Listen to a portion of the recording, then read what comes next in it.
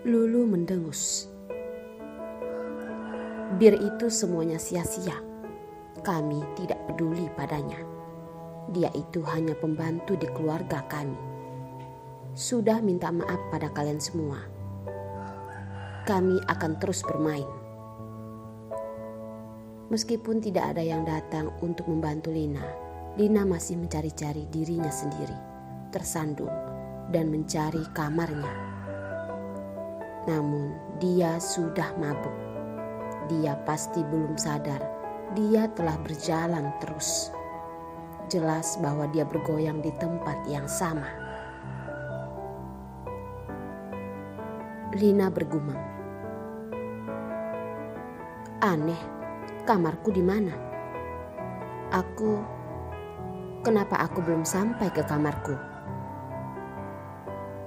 Lina minum terlalu banyak, meskipun dia sudah muntah beberapa kali.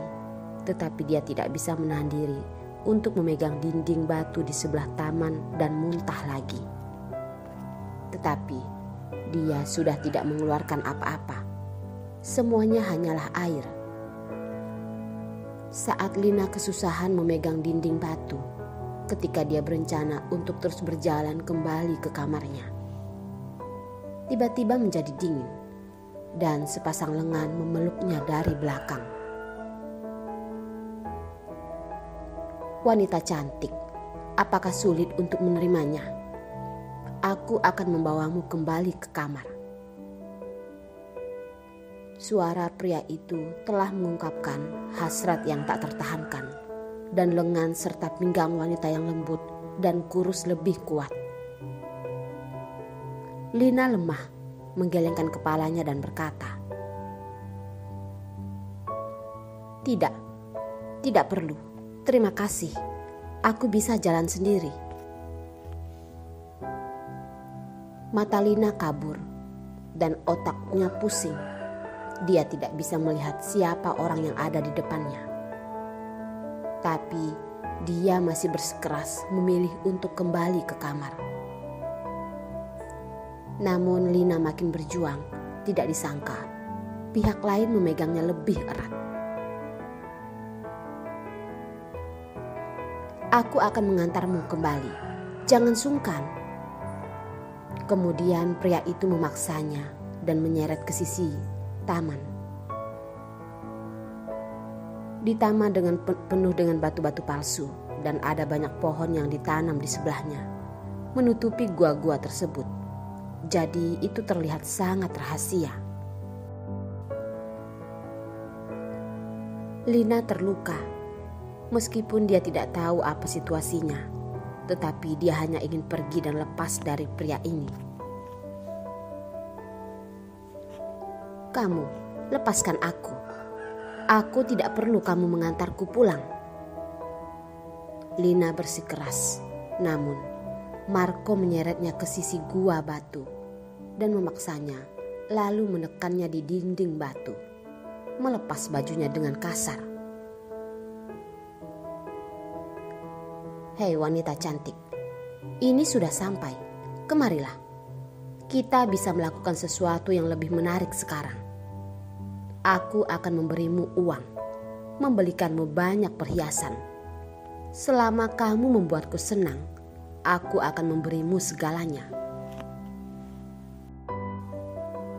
Ketika berada di pavilion, dia sudah mengawasinya. Jadi dia menemukan kesempatan untuk pergi ke kamar mandi, lalu diam-diam mengikutinya di belakang. Lina telah kehilangan akalnya. Terakhir kali Lina melakukannya di bak mandi, dipaksa di kamar mandi. Itu karena dia tahu ada seseorang di luar, mengganggu identitas Louis. Tapi sekarang dia mabuk. Dia hanya akan bertindak dengan emosinya sendiri. Dia terus berjuang. Kemudian, Lina bahkan menyerang dalam pertarungan di antara kaki Marco. Wajah Marco terdistorsi oleh rasa sakit, dan tangan yang awalnya menjepit tubuh Lina sedikit longgar. Lina tampaknya seperti kelinci dan cepat-cepat melarikan diri.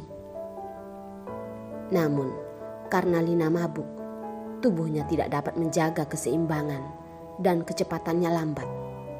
Oleh karena itu, Lina belum berlari beberapa langkah dan dia ditangkap oleh seorang pria yang marah di belakangnya.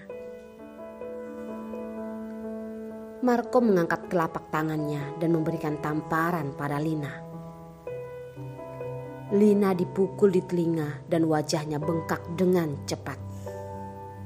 Tetapi karena rasa sakit, dia telah pulih sedikit lebih jelas. Wanita sampah, kamu tidak minum bir, tidak menghargai orang. Apakah kamu bukan pembantu? Aku bilang, hari ini aku akan bermain denganmu. Lihat, apakah aku tidak bisa bermain denganmu sampai mati? Selesai berkata, satu tangan menutup mulutnya, satu tangannya untuk menarik rambut Lina, terus menyeret ke arah gua taman itu. Lina kesakitan dan air mata meluncur turun dari sudut matanya.